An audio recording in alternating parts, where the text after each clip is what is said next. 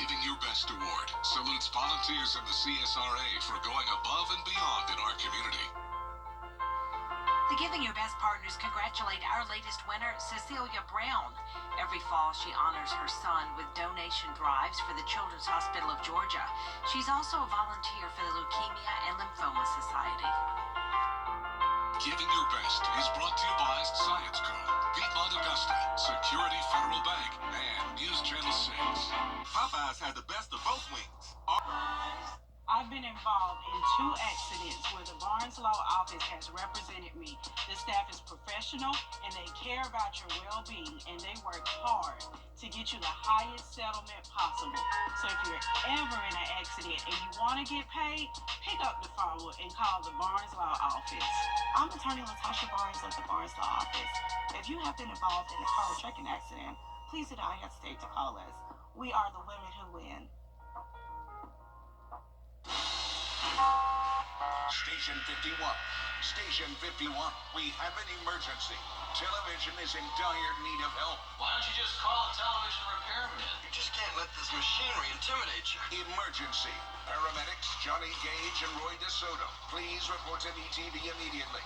Dr. Brackett, Dr. Early, and Nurse McCall are awaiting your arrival. All right. We'll be there in a second. Emergency. Weekdays at 5 on MeTV. A drug destroying a generation. Can fentanyl's deadly grip finally be broken? I don't want to see any other parent have to feel the way that I feel. Now the innovative new strategies in the desperate fight to save lives. The new lesson plans for kids. 22 high schoolers died on an average every week. Sports legends leveling the playing field. Families united by the same tragedy, coming together. The next generation breaking fentanyl's grip. Wednesday, March 26th at 10 p.m. on WJBF News Channel 6. Brought to you by Axis One. Over the years, thousands of people have gotten their hands on one. And who knows, you could be next. Win your very own Good Morning Augusta coffee mug at WJBF.com/coffee club. Sponsored by Honda Cars of Aiken. The Live Viper 6 Skyview Network, sponsored by Terry Lambert Hyundai. A powerful cold front will sweep across the southeast starting on Saturday, bringing a high risk of severe weather for parts of Alabama and Mississippi. For us, a much lower threat of severe weather, but it's still something you will be watching very closely on Sunday morning. I'll have all the details coming up. Now on News Channel 6 at 6, a budget battle in South Carolina. Why the governor is pushing for more funding for school safety. As your News at 6 starts now. Live from Television Park, this is WJBF News Channel 6 at 6. Good evening, everyone. Thank you for joining us. I'm Jenny Montgomery. Coverage you can count on begins with the budget debates happening at the South Carolina State House, possibly affecting the safety of your child's school. Caroline Yaffa explains how. Though the number of school resource officers has grown in recent years, there are still 177 schools in South Carolina without an SRO on campus. It's just one of the things Governor McMaster wants changed by this year's budget. First, with law enforcement officers, but we also wear several hats: mentorship, law-related educators, and things of that nature. Officer Kalima Grant has been a school resource officer for Westwood High School for 4 years. A school resource officer is a member of law enforcement whose goal is to prevent crime and keep students safe in schools. The Department of Public Safety decides which schools receive money for an SRO. The officer's presence in the school, especially in this climate now, is needed. Governor McMaster asked the General Assembly to give an additional $21 million of recurring funds to get an officer in every school. A spokesman for the governor sent us this statement that reads in part, "The governor will continue to urge the General Assembly to finish the job this year and protect the students, teachers, and staff at these remaining schools." But the House Ways and Means Committee provided only an additional $3.7 million to the SRO section of the budget, which falls short of the governor's goals. Representative and member of the committee, Neil Collins, says some counties have spent local money on SROs. Some of the more wealthy districts are trying to get the state to pay for the SROs, and I completely understand that. and I'm not opposed to that. It's just we're trying to get our arms around what exactly is the situation. Grant says it's crucial to have an SRO in every school. I lead a female mentorship group here called Ladies of the Castle. I know for a fact that I've impacted lives, and that is the most rewarding. Representative Collins says his main goal for this budget cycle was increasing the teacher's starting salary. In Columbia, I'm Caroline Yaffa. Chief Meteorologist Jenna Petracci joins us now for a check of the weather. Well, Jenny, it's another beautiful day. We do have some cloud cover out there, but no chance of rain, and the warm weather is sticking with us. Here's a live look at our Terry Lambert Hyundai Skyview cam over at Washington Road. We're seeing those puffy cumulus clouds, and it will stay partly cloudy for the rest of our evening. Our almanac just came out, and you can see we have a high of 81 degrees today. That's putting us 10 degrees above our average of 71, and pretty close to that record of 85 set back in 1918. And our low temperature was right on track with average, so it's been much warmer over the nighttime hours and morning hours than it was earlier this week, and it's hard to believe that we had 40-degree weather on Monday, and now we are in the 80s.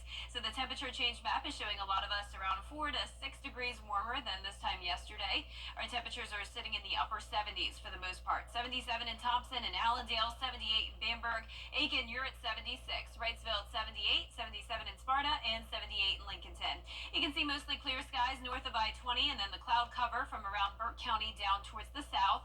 Out to the west, that's where we're watching that powerful cold front take shape, and you can already see severe thunderstorm warnings along the border of Kansas and Missouri, and this will continue to gain strength as we get towards the weekend.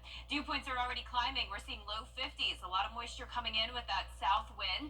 It's now gusting up, or sustained winds up to 10 miles per hour in Augusta, 11 in Aiken, 9 in Edgefield, so a bit breezy for this Friday night, or pie day, you could say. If you're going out for some Friday night dinner, might as well get a slice of pie with it. Nice excuse for that. Mid-60s by 9 p.m., staying partly cloudy, and as we look ahead, a nice start to your weekend. Get outside and enjoy this weather on Saturday. Sunday, you're going to want to stay inside until the storms pass. We will have that threat of severe weather, followed by a brief cool down on Monday and back to sunshine. Our primary threat on Sunday is the damaging winds, but we can't rule out some flash flooding and an isolated tornado. I'll have the latest on the Featurecast coming up, but back to you, Jenny. All right, thank you, Jenna. Columbia County leaders looking at a resolution to provide property tax relief. This comes after leaders decided to opt out of the statewide homestead exemption. Graham Lee is live in Martinez now to break down what this means for homeowners in the county. Graham? Jenny, after the Board of Commissioners decided to opt out of House Bill 581, they put District 1 Commissioner Connie Malier in charge to come up with a local homestead exemption. So now leaders are looking at a new plan in the form of Resolution 2510. The state currently gives a $2,000 homestead exemption, but this resolution would raise the local homestead exemption to $10,000. Keep in mind, property taxes for Columbia County homeowners are 40% of the home's value minus that exemption number, and as of December, the average home price is $300,000 for a Columbia County home. So we talked to County Manager Scott Johnson just to see what this means for you. If we give this exemption that we're talking about now, instead of $238, you're going to pay taxes on $230. You then multiply that number after you've had all your deductions taken off of that side times the millage rate. And as the Board of Commissioners continues to lower the millage rate, obviously a lower number on this side and a lower number on this side ends up being a lower number for the taxpayer. And I think that's what we're really looking at. So the Board of Commissioners will look at this resolution at their meeting next Tuesday. From there, the state delegation will present it to the General Assembly, and if passed, it will go to Governor Kemp. If Governor Kemp signs it, it will be on the ballot for county voters this coming November. Live in Martinez, Graham Lee, WJBF, News Channel 6. Alrighty, Graham, thank you. Well, we've finally made it to Friday, and if you're looking for something to do this weekend and you love food, then a 3-day festival in Augusta is just for you. We're taking a look now at the Foodies Food and Culture Festival in downtown Augusta. More than 70 food trucks and 100 artisans and craft vendors are there. They're lining Reynolds Street and the 5th Street Freedom Bridge.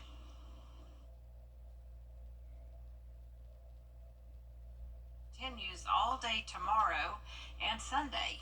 Admission is free. Coming up, adding to your family this St. Patrick's Day weekend. How the Aiken County Animal Shelter can help you change your life after the break. special edition. To go.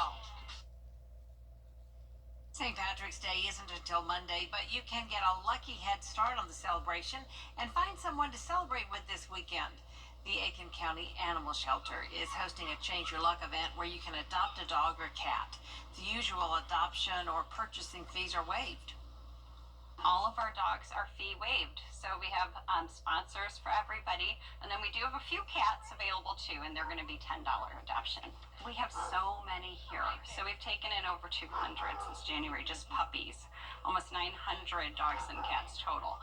So it's been really overwhelming for us. So when somebody comes to adopt a dog or cat from us or puppy, they're already spayed and neutered, they're microchipped, they've had all their vaccinations. The adoption event is tomorrow from 11 to 4. Chief Meteorologist Jennifer Crotchy is back with us now. Well, it's going to be a nice day tomorrow, completely warm and dry, but then as we go into Sunday, we will have that threat of severe weather move in. I will have the latest when we return.